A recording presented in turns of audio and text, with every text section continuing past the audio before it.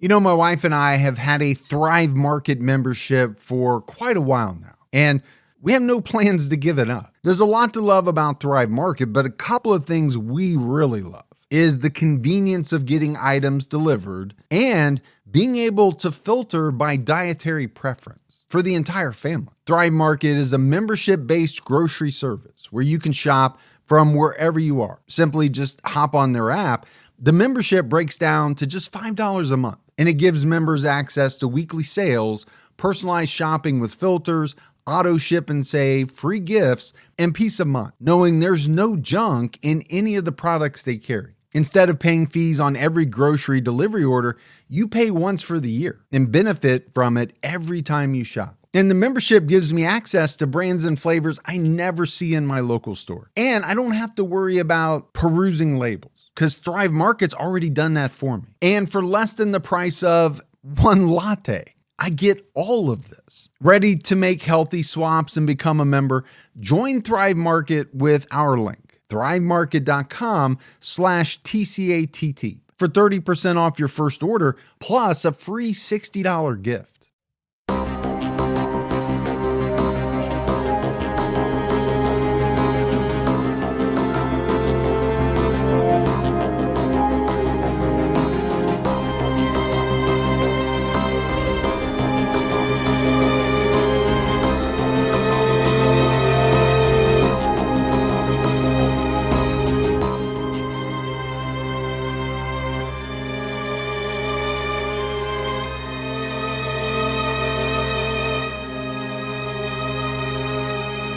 Hello, everyone, and welcome to episode 476 of the True Crime All the Time podcast. I'm Mike Ferguson, and with me, as always, is my partner in true crime, Mike Gibson. Gibby, how are you? Hey, I'm doing good. How about you? I'm doing very well. That's good. We're just talking about all the stuff we have coming up. Got lots out there. We do. We have Crime Con coming up, and then about a week after that, my daughter's getting married. Yeah. So we're trying to figure out how to get ahead with all these episodes.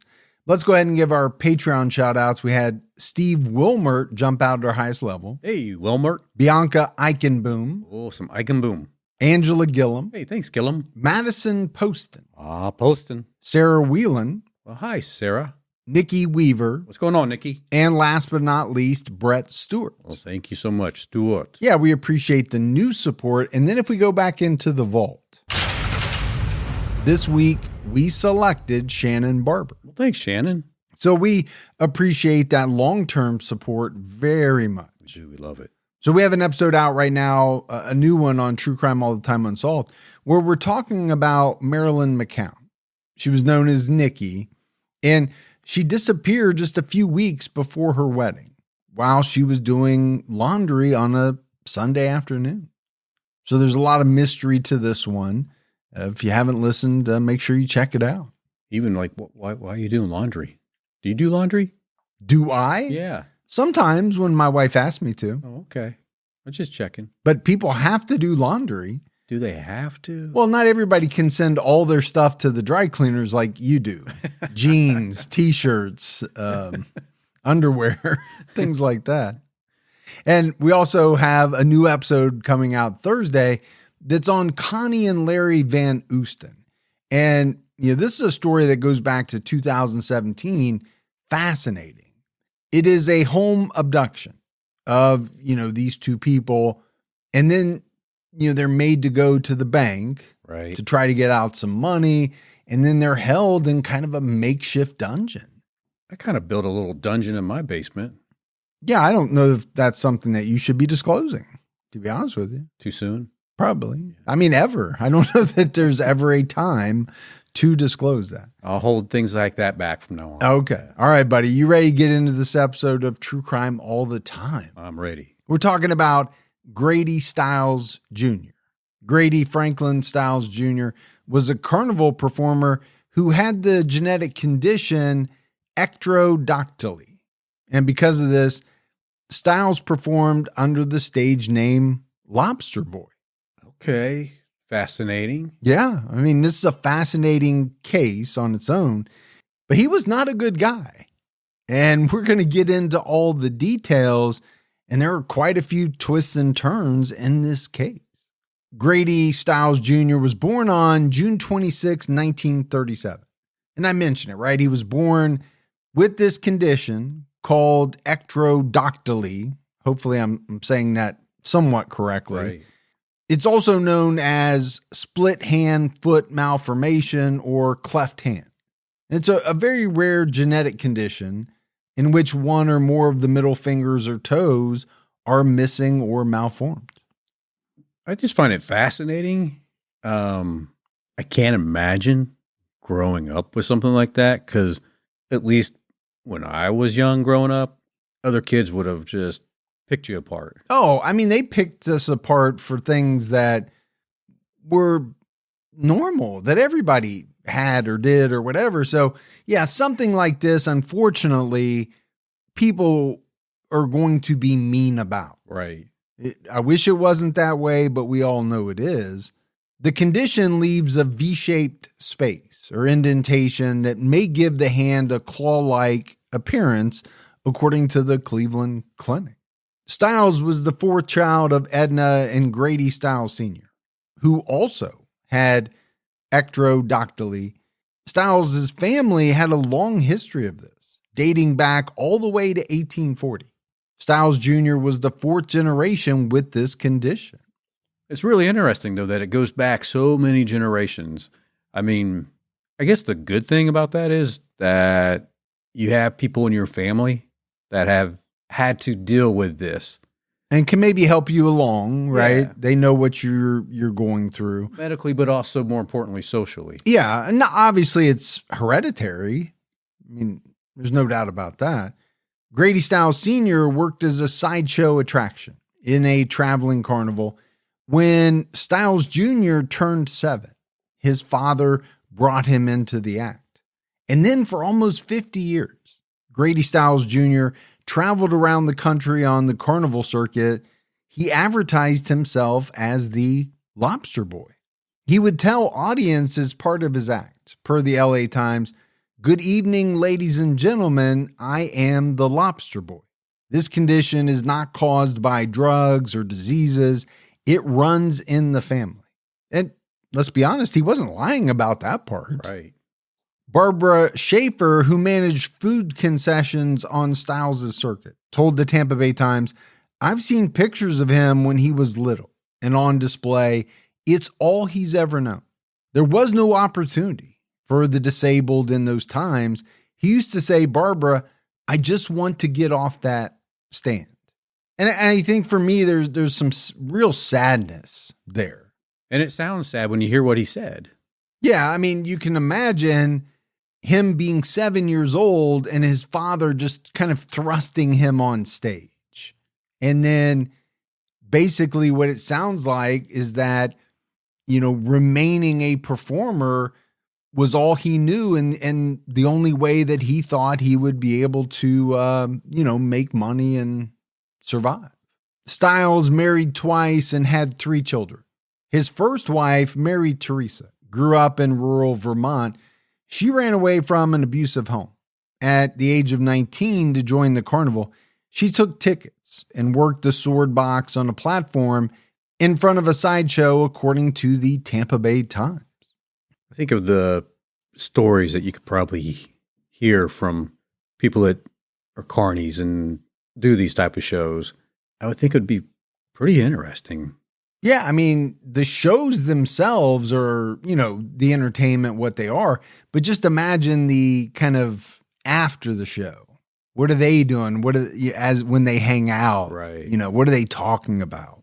I remember watching Steve Martin in The Jerk back in the day, and at one point he's traveling around with the carny show, and it's just, obviously it's going to be funny. And you just think about all the different things that they were doing. And it's just, I just found it fascinating, but also like there's a sense of con artists with some of that stuff. Well, I get that, right? If you're a magician, if you're a showman, is part of that you're trying to con the audience? And maybe that's not the right word, but yeah, there's some of that, I think. Mary and Stiles got married in 1958. They had 2 daughters, Donna and Kathy. Kathy was born with the same genetic condition as her father. When not traveling, Stiles and his family lived in Gibsonton, Florida, where thousands of carnival performers lived during the off-season. The Tampa Bay Times reported on Gibsonton in 1992. In this rural community in southern Hillsborough County, people willingly share their landscape with lions, tigers, bears, elephants, llamas, and what is reported to be the nation's only pack of domesticated wolves. The residents practice high wire acts in their backyards. They store carnival rides on the side streets. Wow, just a whole community of carnies. Yeah. Not shockingly that it's named Gibsonton. Of course. That was not lost on me. A local historian dated the founding of Gibsonton back to 1924, when 2 carnival cookhouse operators first wintered in the area. They built a structure with a restaurant inside and a few cabins, and then year after year, more carnival workers started spending their winters there. So I'm assuming we're talking about your, great-great-grandfather and maybe one of his friends or something maybe started this all up. Many in the community of Gibsonton knew and respected Stiles. They considered him a smart businessman who went from working as a performer to owning his own carnival shows. He would lend people money when they needed it. However, people noticed that he was often disagreeable and drank to excess. I bet he was really disagreeable after he drank too much. I would imagine so. In my experience, a lot of times alcohol intensifies your personality, let's say. Some people who are happy-go-lucky, they can be happy drunks. People who are kind of nasty and sour, they get even more nasty and sour. Now, it can go the other way too, right? You can have a great person who drinks alcohol and then their demeanor kind of goes south. Yeah. But it was said that Grady dealt with alcoholism and was extremely abusive to his family. His daughter, Kathy, later told the Tampa Bay Times, "They don't know my father. A lot of them didn't know how he was capable of jumping out of his wheelchair. He kept his abuse very quiet, very behind closed doors." And I'm sure that's true for a lot of people who are abusive. I mean, is that something that you're going to advertise? No, I don't think that's something that they're going to put out there. I think most would try to keep that behind closed doors because, they don't want to look bad or they don't want to get in trouble. On top of that, he also has this reputation, right, as a performer, right? Pretty well-known performer. That's his livelihood. He doesn't want to damage that by, being labeled as an abuser. Stiles' wife, Mary, recalled that a few years into their marriage, alcohol abuse made him a different person. No doubt about it. Alcohol can change a person's personality. Yeah, I mean, even for casual drinkers. But for people who have a real problem with alcohol and addiction, I mean, it can be rough. It can be. Stiles' condition affected the growth of his legs, so he often used a wheelchair out in public. Other times, he used his hands and arms to move around. Because of this, he developed significant upper body strength that, when combined with his temper and alcohol abuse, made him a danger to others.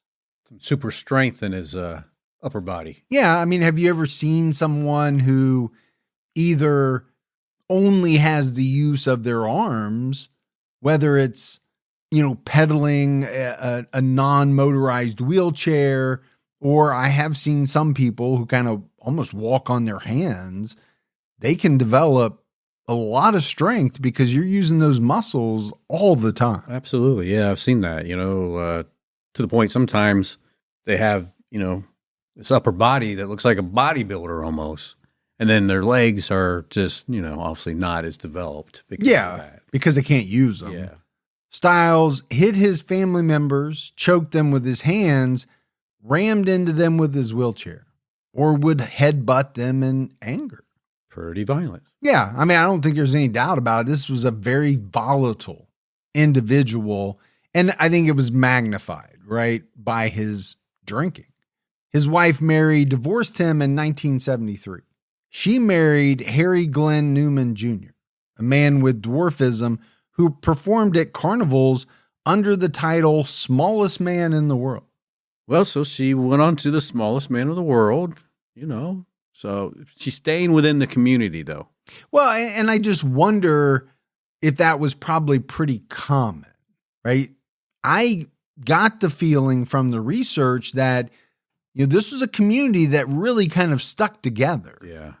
And so maybe for most of them, that's where the dating pool kind of started and ended. I wonder how small he was.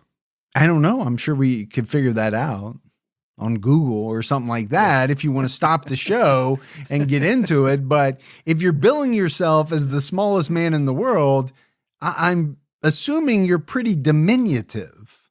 Yeah. And I can also explain what that word means after the show. Thanks.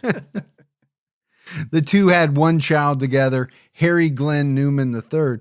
Harry Newman would go on to perform at carnivals, calling himself the human blockhead and hammering nails into his nostrils as part of his act. Okay, yeah. Now, I understand, Grady, right? He has a genetic condition. I understand being very, very tiny. Yeah. And billing yourself based off of that. What I don't understand is how some of these performers get to the point where they can actually do the act. Like, how do you start to practice sword swallowing? How do you start to practice nailing things into your nostrils, or the person that swallows a light bulb? Well, you see, growing up as kids, me included, we used to do some really dumb shit. And that's how you figure out what you can and can't do. But we were told, you're never going to amount to anything. You keep that up. And so we changed, where maybe somebody that was playing with nails and hammer into their head, already doing it, they're like, I'm not going to stop. I think I can amount to something. And there you have it. They already knew they could do it, so they just turned it into making money. Yeah. I got you. Yeah. I got you. After the divorce, Stiles took his daughters and moved to Pittsburgh, where he married his second wife, Barbara. They had one son together, Grady Stiles III, who was born with that same genetic condition. Okay. Stiles eventually incorporated his son and his daughter, Kathy, into his act, and they toured together as the Lobster family. I wonder how far you go for this act. Like, do you wear red outfits? Do they bring fish up on the stage? And yeah, I don't know. Yeah. I think the crux of the act was the genetic condition, right? The hands. Yeah. I don't know what they were doing with the hands, or, I'm not sure if fish was involved or. Just, if you're going to relate yourself to a lobster, like at the end of the show, was there like a big pot on the stage? I doubt it, because I don't know who would care about that. I'm just thinking. And that's where we always get in trouble. That's true. Hey, folks, if you want a different type of bank, a smarter bank, one that's built for you, you got to check out Chime. They offer things that most banks don't offer. There's no overdraft fees, no minimum balance fees, no monthly fees, period. They also have products like MyPay, which gives you access to up to $500 of your paycheck anytime. And you can also get paid up to 2 days early with direct deposit. They also have the Chime Card. This is a new way to build credit history with your own money and get rewarded every single day. There's no annual fees, no interest, and no strings attached. Man, I really could have benefited from Chime when I was younger. Chime is not just smarter banking, it's the most rewarding way to bank. Join the millions who are already banking fee-free today. It just takes a few minutes to sign up. Head to chime.com/TCAT. That is chime.com/TCATT. Chime is a financial technology company, not a bank. Banking services, a secure Chime Visa credit card, and MyPay line of credit provided by the Bancorp Bank N.A. or Stride Bank N.A. MyPay eligibility requirements apply, and credit limit ranges $20 to $500. Optional services and products may have fees or charges. See chime.com/fees info. Advertised annual percentage yield with Chime Plus status only. Otherwise, 1.00% APY applies. No min balance required. Chime card on-time payment history may have a positive impact on your credit score. Results may vary. See chime.com for details and applicable terms. Kathy recalled how Stiles wouldn't allow them to venture out into the carnival unless they wore gloves, so that carnival goers wouldn't get to see their hands for free. Well, hey, I mean, that's kind of smart, right? Yeah, because once you've seen them, why would you pay to see them? Yeah. In September 1978, Stiles' daughter, Donna, who at that point was 15, ran away with her 18-year-old boyfriend, Jack Lane, for 6 days. According to the Pittsburgh Post-Gazette, Stiles hired a PI to find her and worked 3 days in a carnival in Ohio to pay the fee. They returned to Pittsburgh and announced they were going to get married because Donna was pregnant, which turned out not to be true. But probably trying to sell it to dad, like, hey, I love him and we're going to have to be together because I got a baby. Right, we're going to have to get married. On September 27th, 1978, the day before the wedding, Donna, her stepmother, and Jack went shopping for Donna's wedding dress. When they returned, Stiles was sitting in the living room. Donna and her stepmother went outside to retrieve his wheelchair, and Stiles called Jack inside for a private talk. Donna heard 2 gunshots. Jack then walked out of the house and muttered, "He shot me," before falling to the ground. And he died in Donna's arms.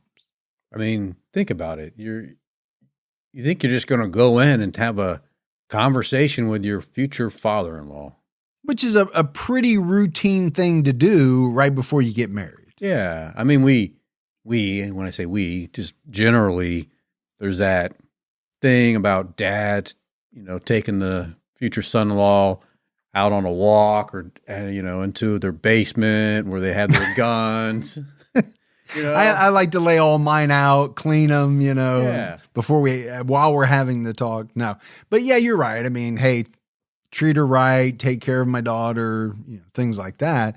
I'm sure dads all around the world have had that talk at one point or another. I mean, I took my son-in-law right by the wood chipper while I was running. Yeah. I made that very sure clear. That wasn't scary at all. And you had Fargo playing in the background. Exactly. Donna explained to police that her dad wasn't happy about the marriage and only consented to it after she and Jack ran away together. When giving his statement, Stiles said he heard talk in the street that Jack was saying nasty things about Donna. So obviously, Gibbs, we talk a lot about murder, on this podcast, but I mean, what are the reasons here? Grady's not happy about this wedding. And then apparently he's saying that he heard that this kid was saying, quote, nasty things about his daughter. Well, which any dad would not be happy about, right? You're talking about my daughter saying nasty things about her, but am I going to kill you? Right. You're going to shoot somebody and kill him over that? Stiles' murder trial started in February 1979. The prosecution argued the murder was premeditated, while the defense argued that love and compassion drove Stiles to kill his daughter's fiancé. The jury heard that Stiles admitted to a detective that he shot Jack because he had no alternative. Donna testified that she was with her dad when he purchased the gun he used to kill Jack Lane. When Stiles bought the pistol, he jokingly said he was going to use it on Jack.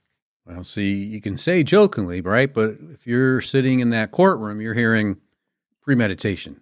Yeah, and I mean, technically you can joke about anything, but obviously there are things you should not joke about. And one of those is when you're buying a gun, that you're buying it to use it on somebody. Yeah. That is just not something you should joke about. And how do you say you didn't have any other option but to kill him? Well, let's face it, Grady's in a tough spot here, right? It's not up for debate on whether or not he pulled the trigger. That part's not in question. So he has to, along with his defense team, craft a narrative as to why. Donna conceded at trial that Grady bought the gun before she and Jack decided to marry. She also testified that he eventually consented to the marriage and she disliked living with her father because he made her babysit constantly and didn't let her out enough. Prosecution witnesses testified that Stiles threatened to kill Jack several times and that he purchased the gun to carry out his plans because he didn't want Jack to marry Donna. Defense attorney Anthony DeCello emphasized the love and compassion Stiles had for his children and that he obtained a court order to assume custody of 3 children from a previous wife. Okay, so he loved all his kids.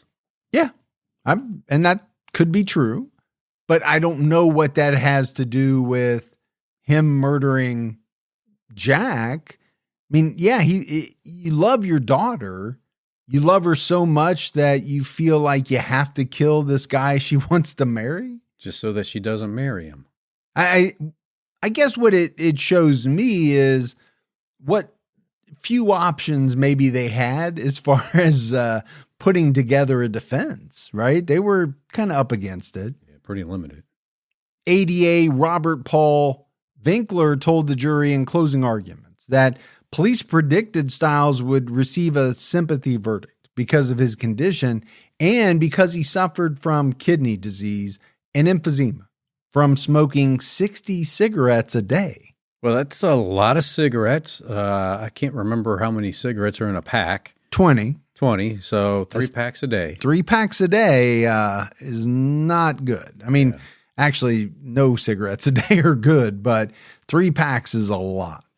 I just kind of visualizing like the carny world back then. Mm-hmm. I just felt like maybe there's a lot of cigarettes going on. Well, and we're also talking about the 70s. Yeah. Right? Smoking was much more accepted. Oh, yeah. In the 1970s. I can remember being at McDonald's trying to eat my Happy Meal while my parents were smoking at the table. Yeah. Taking a cigarette out of their mouth while they took a bite and then put it back in their mouth. Yeah. On February 22nd, 1979, Grady Stiles was found guilty of 3rd-degree murder. On April 30th of that year, he was sentenced to 15 years probation because no state institution at that time could care for an inmate with his condition. I just wonder what type of care they would need to be able to perform to take him into the jail. Yeah, none of the research really elaborated on that. But, let's go back 3rd-degree murder and then a sentence of 15 years probation. He shot and killed a guy and is not going to do time. Basically, we're going to send you back to your home. Mike Gibsonville? Yeah. And we're keeping an eye on you. Keep your nose clean. I mean, that's basically what they told him. Yeah. I mean, it's insulting to Jack's family. Oh, absolutely. You'd be furious. Yeah. If somebody killed a family member and they got probation. In 1989, Stiles remarried Mary Teresa. After he divorced his second wife, he promised Mary he was done drinking. But according to Mary, 2 weeks later, he was back to the same old Grady. Shocking. Is it? No. I mean, there are some people who change. Oh, of course. Yeah. But there are some people who never change. They tell you they're going to change. They may change for a short period of time.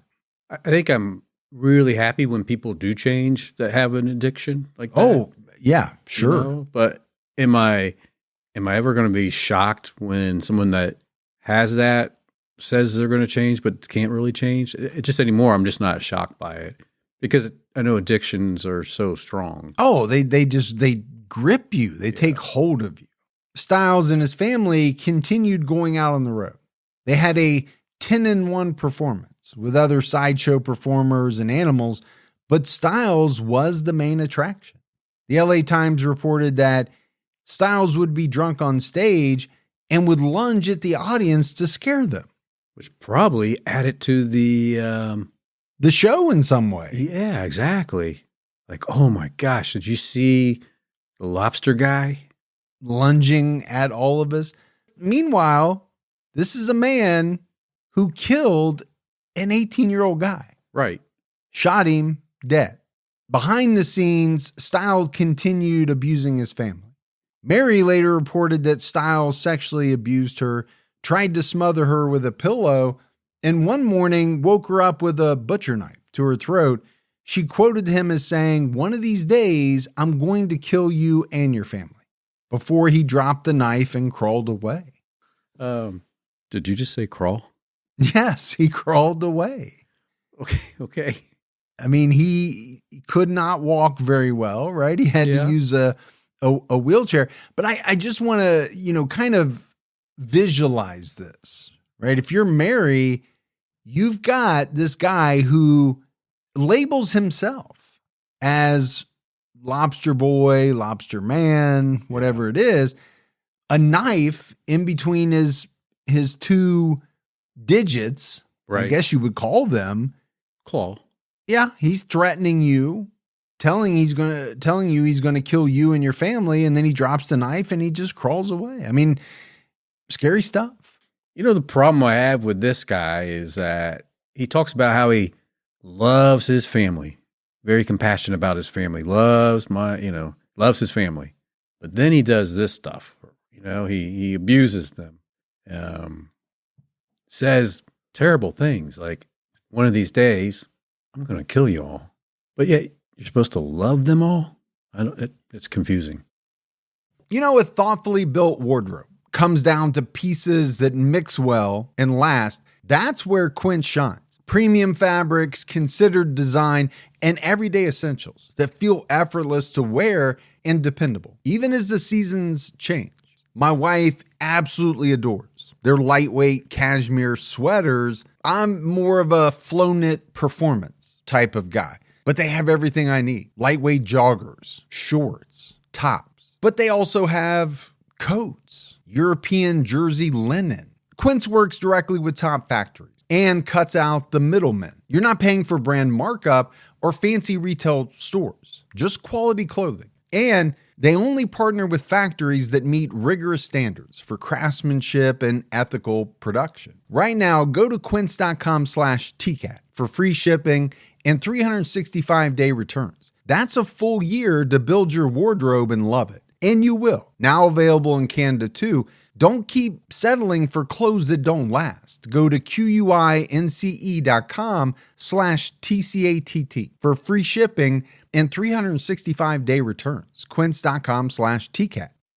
In the fall of 1992, after coming home to Gibsonton for the off-season, Mary decided something had to be done. She started planning to have Stiles killed. With her son, Harry Glenn Newman III, she gave Harry $1,500 to hire someone. He selected their neighbor, 17-year-old Christopher Wyant, who allegedly had gang ties. I'm thinking $1,500 is not a lot of money, but maybe in the carny world, that buys you a lot. Yeah, I don't know how much carnival workers make. I have no idea. But regardless, right? $1,500 is not a lot of money when you compare it to someone's life. It just isn't. On the night of November 29th, 1992, Stiles was watching TV inside his home. After hearing 3 knocks on the window, Mary and her son slipped out under the guise of visiting relatives nearby. The hitman entered the home and shot Stiles twice in the head. When they called the police, the family claimed they heard gunshots and saw a man running away from the scene. Because of inconsistencies in their statements, though, Harry Newman was brought in for a polygraph, which he failed. He then gave a full confession and said it was a contract killing orchestrated by his mother. Well, he didn't wait very long to start tossing people underneath the bus. No, I think he caved, right, pretty quickly. The motive was that Stiles was physically abusive, and Mary feared that he was going to kill them. And I think some of that fear was justified, right? Yeah. He actually told her, "I'm going to kill you. I'm going to kill your kids." Police also charged a man named Dennis Cow with conspiracy to commit first-degree murder. Cow received a portion of the money and helped Christopher Wyatt buy a gun. He led the police to the weapon, which was buried in the woods. So we said $1,500, but he wasn't even getting the whole $1,500. He had to split that with another guy. And they had to buy a gun. Oh, yeah. So some of the money had to go towards buying a gun. What would you do it for? A couple $100? Shocking, right? That people would even, number one, entertain killing anyone that wasn't in self-defense, right? I can understand if you're going to kill me, if you're going to try to kill me, I'm going to have to defend myself. But if you come to me and say, hey, I need you to take care of somebody for me. First of all, the show is over. Our friendship is over. And I'm calling the police. Just like that. Just like that. So don't try it. In June 1993, a judge ruled that Mary Stiles and Harry Newman could argue self-defense because of the physical abuse they endured. This marked the first time a Florida judge allowed battered woman syndrome as a defense in a murder for hire case. Well, I think she had based on what I know, seems like she had a good cause to use that as her defense. Yeah. And this term battered woman syndrome, it was kind of coined in the late 70s. It's when it started. Today, it's not a formal diagnosis in the DSM, but the phrase is still used in the fields of psychology, therapy, and law. But this was the phrase that was used in the original newspaper reporting from the 90s.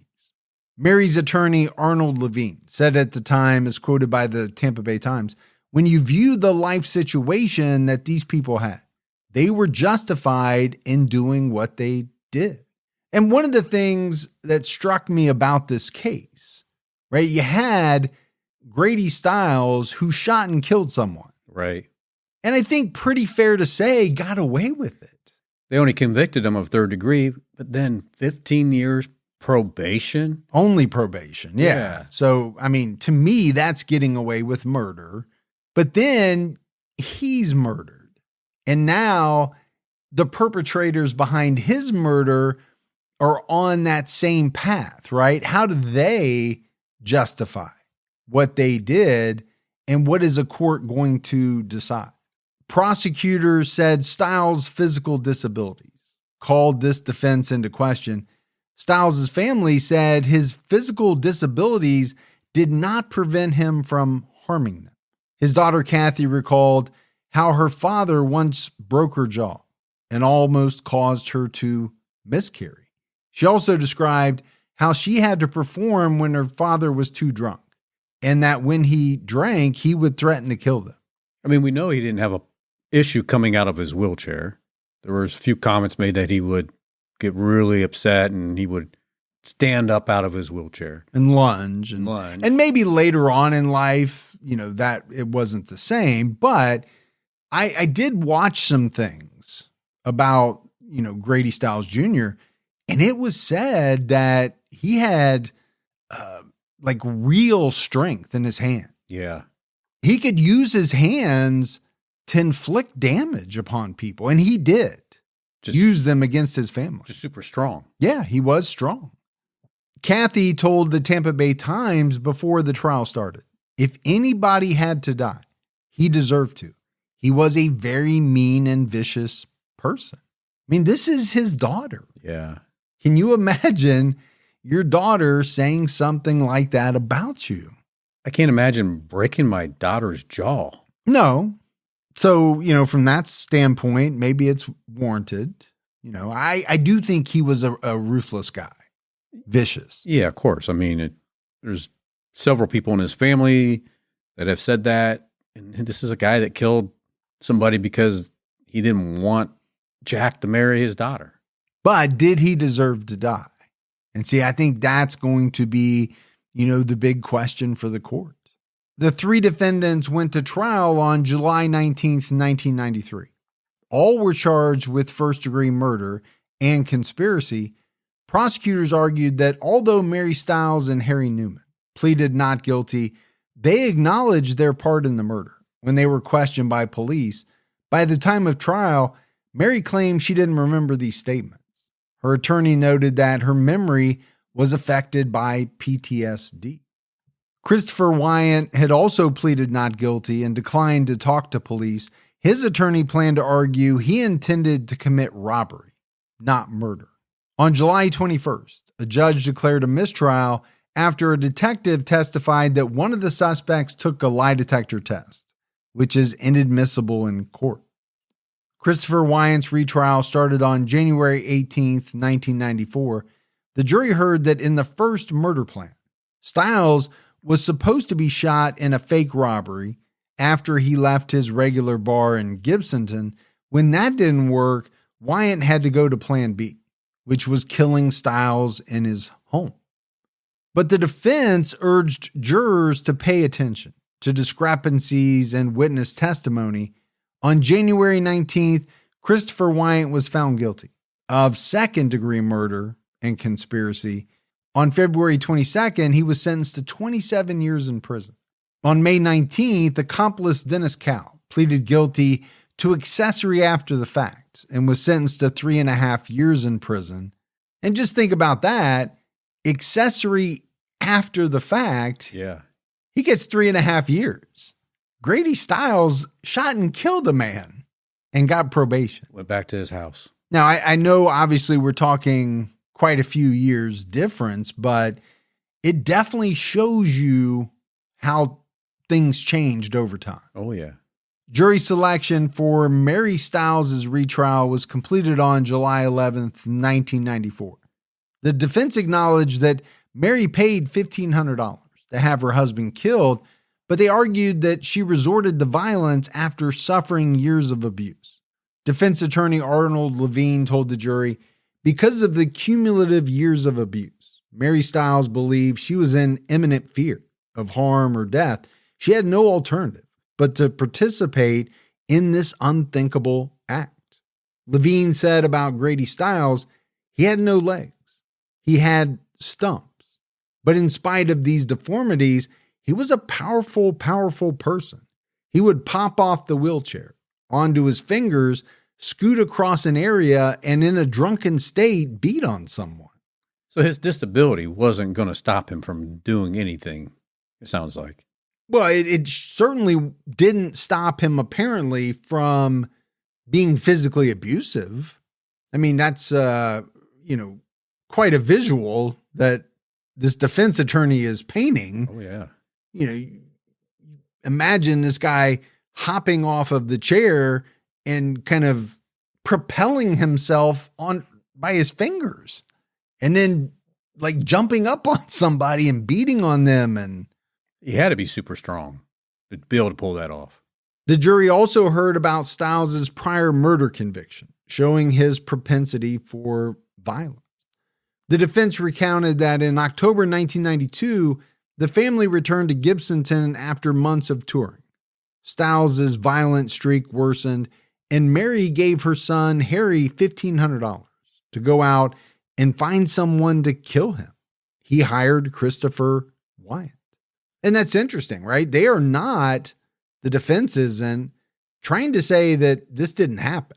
They're agreeing that it happened exactly as it did. I think what they're hanging their hat on is why it happened. Yeah, exactly. The prosecution argued that Mary planned the murder for several weeks. Outside court, Mary described how alcohol changed Stiles. She recalled that he would use his hands to twist her breasts and poke her eyes. She said, per the Tampa Bay Times, he'd wake up at 8. He was sweet. He'd start drinking about 10. By the time he came out of his bedroom about 1, he was somebody different. Jekyll and Hyde. Yeah, sounds like it. But can we also think about what this day is like? You get up at 8, you're in your bedroom, you start drinking at 10, you don't come out of your bedroom until 1, and by that time, maybe you're plastered. Kind of a strange day, and for me at least, it's not how I want my day to go. I think for most people, that would be a weird start of your day. I mean, I get it. He's went through a few things with his genetic condition, And I'm sure life wasn't always easy. No, I'm sure it wasn't. He also probably worked maybe some strange hours because of the kind of carnival life. Mary said she didn't want to leave him because of her children, and she knew they wouldn't have anywhere to hide from him. Christopher Wyant testified that Harry Newman approached him in October 1992 to take care of a problem with my stepfather. He was paid $1,500 to kill Grady Stiles, and his wife, Mary, wanted the job done quickly. So again, there's no disputing any of this by the defense, by the testimony of the defendants. They're being honest. They're laying it all out there. Well, and I think, he's saying my mom wants it done quickly because she's tired of being on the other end of the abuse. The receiving end, yeah. Wyatt testified that Harry Newman told him, the murder's got to happen tonight. My mom wants it done tonight.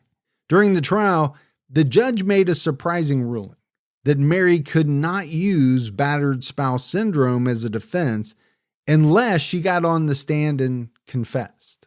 But the next day, the judge reversed his ruling, declaring that Mary had the right to remain silent if she chose to. And I can only think that, maybe the judge over the night contemplated on this and the legality of it, and they changed their mind. Yeah. Harry Glenn Newman Jr., Mary's ex-husband, was the first defense witness. He recalled going to Stiles' home in Pennsylvania in 1975 to visit two of Mary's children. Stiles pulled a gun on him. Then circus performer Paul Fishbaugh, known as the Fat Man, walked in and pointed a shotgun at Newman. They managed to escape unharmed.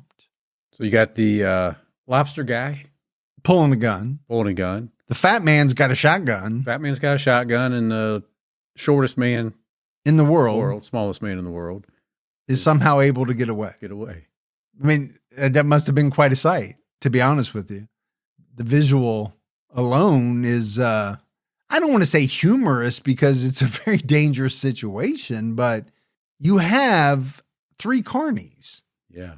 Two of which are pointing a gun at another. Well, he probably just ducked out of the way. Yeah, which might have not been that hard for him. I don't know. Despite the judge's reversal of his decision, Mary Stiles got on the witness stand. She testified that she divorced Stiles in 1973 after he knocked her down, tore off her pantyhose, and attempted to rip out her IUD. She also testified that their honeymoon phase after she remarried him lasted only 2 weeks. Well, I'm just going to go back to what you said, that in one point he knocked her down and attempted to rip out the IUD. I mean, think about how brutal that is, especially knowing the condition he had. Yeah, but this is before she divorces him for the first time. Yeah, I know. Now, he must have really sweet-talked her, right, into him being a changed man for her to come back to him. And according to her, that lasted for about 2 weeks, and then it went back downhill again. Back to the old way he was. Mary testified, he kept telling me that one of these days he was going to kill me. I just couldn't take the beatings no more and the fear. Days before his death, Stiles threatened her with a butcher knife to the throat. 2 weeks before he was killed, she told her son Harry that something had to be done. She had $1,500 saved up. Mary couldn't recall telling Harry to hire Christopher Wyant. Mary testified, I've just blocked it out. It was so terrible, it was better to forget it. Her attorney, Arnold Levine, noted that Mary had a vision of leaving the money in an envelope a week before the murder. He said she's struggling to remember exactly what her role was in the murder, but she does acknowledge having a role in it. And that was kind of my point, right? It's not like these people are saying, hey, we didn't do this. Right. They're admitting that they did it. Now, what their role exactly was, okay, maybe that's a little fuzzy. During cross-examination, Mary said Stiles had not threatened her the night of the murder, and she wasn't in imminent danger. That night, But he kept saying, I'm going to kill you, but the timing's just not right. Every day I knew it was getting closer and closer. Unless you're in that situation, you probably can't feel what that is like. Or what it would do to you, what toll it would take on you. Yeah, I mean, just the emotional abuse of that. Yeah. My thought, though, is that this admission that she wasn't in imminent danger that night, that could be huge for a jury. Well, it could be, yeah. Judge William Fuente took over in the middle of the trial because the original judge was diagnosed with tuberculosis. Judge Fuente temporarily dismissed the jury so he could listen to arguments over whether he should allow experts to testify that Mary was a battered woman who killed in self-defense. The prosecution argued that no other court in the country recognized self-defense in a murder-for-hire case. Mary had no proof she was in imminent danger at the time she plotted the murder. The defense asked the judge to let the jurors make up their own minds on whether Mary was in imminent danger. The judge decided the defense could not use battered woman syndrome as a legal defense, then later said he would reconsider and make another ruling. I'm guessing it must have been a really tough time, to be one of the first courts to allow this type of defense. Yeah, I think that had been used as a defense before, but it sounds like it hadn't been used in a murder for hire plot before. And I think the judge is having doubts about it, right? He's struggling with it. Well, as did the previous judge. Kathy Berry testified that her father woke up most mornings and immediately started drinking. She said he was like Satan himself, very cruel and cold-hearted and sadistic. She recounted an incident where her father hit her when she was 7 months pregnant and she had to get an emergency C-section. I think that's when he broke her jaw. I wouldn't doubt it. Donna Miles also testified about how her father shot her fiancé. Donna told the jury that she begged her mom to leave her father. Mary appeared very run down, nervous, and scared in the weeks leading up to Stiles' death. The following day, the judge ruled that the defense would be permitted to use the battered spouse defense, which would allow expert testimony. And it's a huge ruling, right? Whether or not this defense can be used. Yeah, because it's one, obviously for Mary, but it's going to set the stage for future cases. Well, it could create a precedent. Yeah, but for this trial, okay, now we're going to have experts come in. It's going to change the whole tenor of the trial. Clinical psychologist Sidney Merritt testified that Mary viewed herself as passive, feminine, inferior, controlled by others, and nurturing. In one psychological test, Mary was shown a drawing of a woman alone on a bridge and was asked to create a storyline. Mary said the man and woman had a fight, and he was looking for her, but she hoped he didn't find her. According to Marin, her response revealed that she was a woman whose fear of her husband's violence shadowed her entire outlook on life. Now, I understand how you could come to that determination, but I could also understand how someone might be able to craft a story because they know what they need. They need these clinical psychologists to stand up for them and say, hey, this woman was in fear for her life. I'm not saying that's what happened. I'm saying I could see a scenario. Sure, because you know what outcome you're trying to achieve. Yes. Clinical sociologist Marty Loring testified that Stiles' abuse of pets was a bad sign and cited research suggesting people who abuse animals often abuse people. Mary told Loring that her husband threw a kitten from a moving vehicle and often punched the family dog.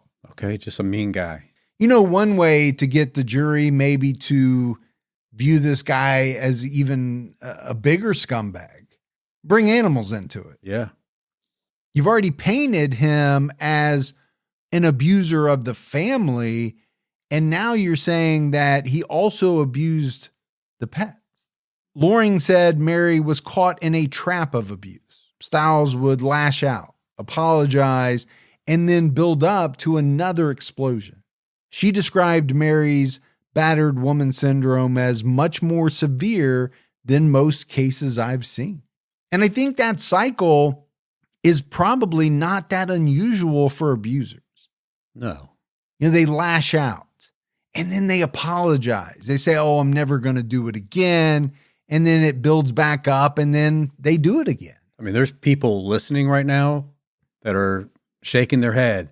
Yep. Been there, seen that, been through it. Yeah. I know what you guys are saying. Which is sad, but unfortunately very true. Yeah. Betty Tanner, a director of the International Independent Showmen's Association, testified that the Showmen's Club, Grady Stiles' regular bar, didn't serve alcohol before 1 p.m. on Sundays, which contradicted the defense's claim that Stiles began drinking early that morning at the club. And I thought that was a little strange because I thought they said he woke up and was drinking in the bedroom, but maybe that was just most days he did that. Yeah. And this day they said he went to the club. I don't know. In closing arguments, the prosecution portrayed Mary as a calculating wife who raised money to pay for murder. She wanted Stiles dead so she could inherit his sideshow acts and other assets. I don't really believe that, though. I think that would end up being a benefit of the murder, but... Well, I understand why they're making that claim, though. Yeah. This was a premeditated murder for hire. That part is not in dispute. What is in dispute is whether or not she did it because she was in fear for her life. She thought this man who she said was abusing her was going to kill her. Defense attorney Arnold Levine argued that because of the cumulative toll of violence, Mary had the right to kill her husband, even if he didn't abuse her on the day of his death.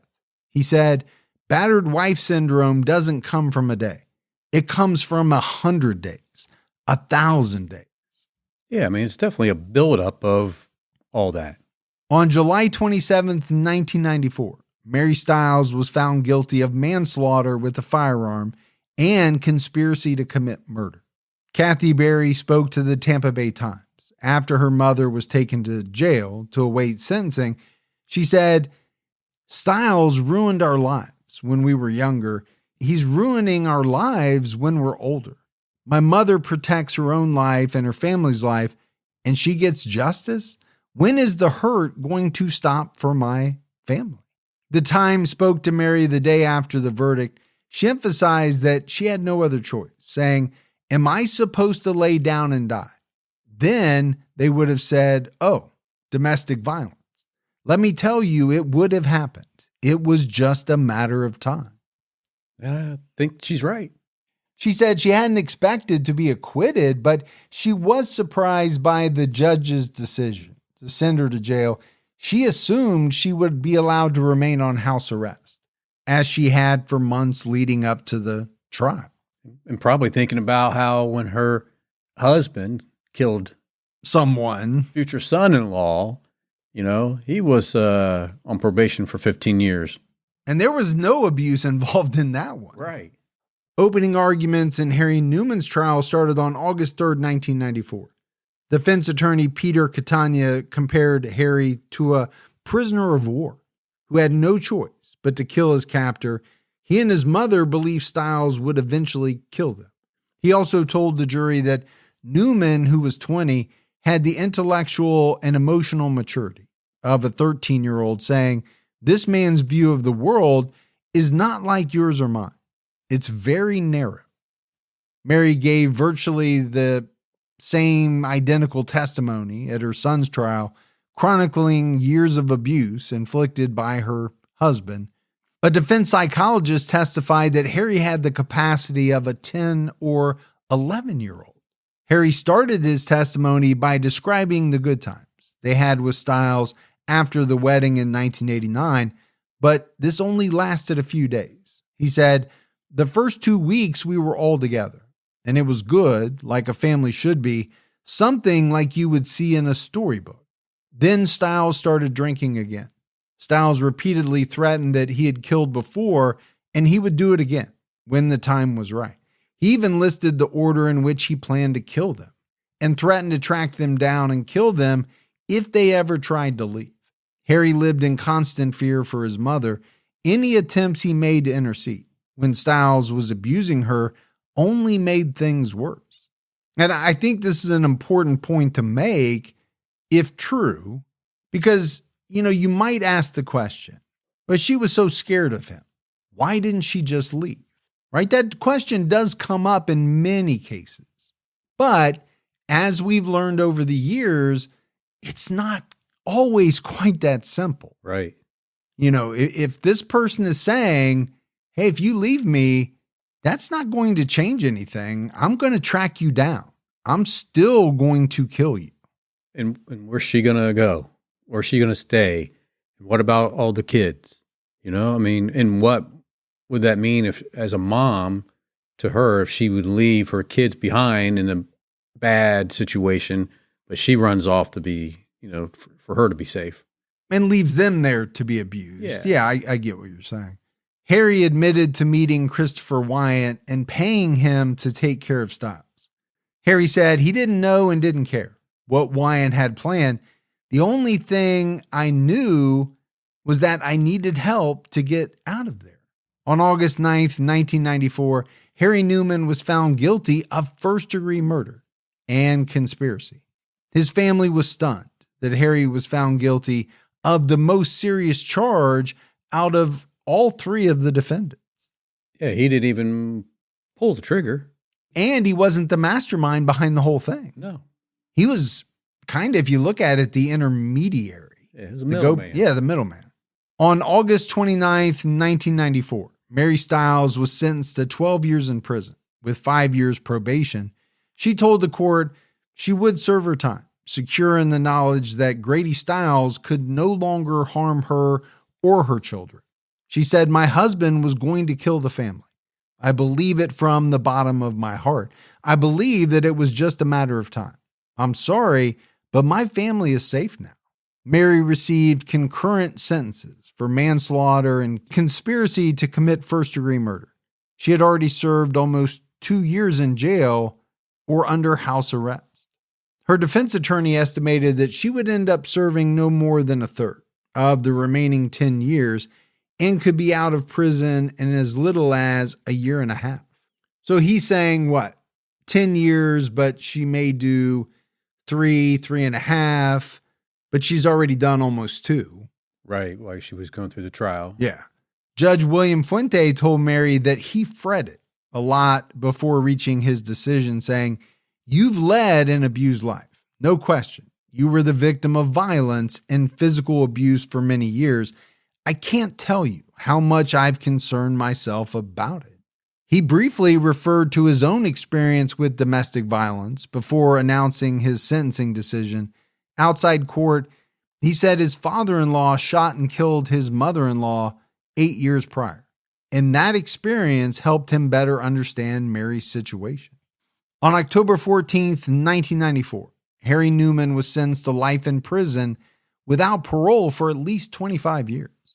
According to Florida Department of Corrections records, Mary was released from prison in December 2000. Christopher Wyatt was released in August 2009. Harry Newman died in prison in March 2014. Life in prison, man. Seems extreme for the situation. Yeah, and I think that's what we need to talk about in our wrap-up for sure. In 2014, Grady Stiles III spoke to the Huffington Post about his father. He said, "I'm not a fan of my dad as a person. My father was racist and abusive. When I cried, he was like, 'I'll give you a reason to cry.'" He also claimed the murder didn't play out exactly how it was reported in court. He said what actually happened was my mother and my dad had gotten in another fight as usual, and my mother had made the comment that something needed to be done. My brother had overheard that and went to the neighbor kid and told him that something had to be done. My brother thought that meant scaring him or beating my dad up or something, to make him realize that He was going to lose his family. A little while later, my dad was shot. Grady Stiles III also expressed one thing he wished he could say to his dad. Thank you for showing me who not to be. And maybe you can appreciate who I became. Because of that, you were a drunken bastard, but you were my dad. I mean, think about that statement. I mean, he's saying a lot right there. Yes, I don't think there's any doubt, Gibbs. Grady Stiles Jr. was a terrible human being. Yeah. He was extremely abusive. He shot and killed an 18-year-old boy. Because he didn't like him. Because he didn't want him to marry his daughter. Yeah. But as we wrap this episode up, I'm so conflicted. On the one hand, it does seem as though there was premeditation. This was a murder for hire, right? So by those facts alone, Mary was kind of the mastermind behind the whole thing. She got her son involved, who then, paid money to somebody else to kill Grady. But then on the flip side, I do believe that he was extremely abusive. I do believe that, Mary and even the kids were fearful of him. For sure, yeah. So I don't know. I would not have wanted to be on the jury for this case. I just feel for everybody in this, right? Of the people that were abused. Well, nobody won. Right. Nobody won in this case. You could say, well, they're no longer being abused by Grady. Yeah. But their mother had to go to jail, right? Harry went to jail and died in jail. Yeah, man.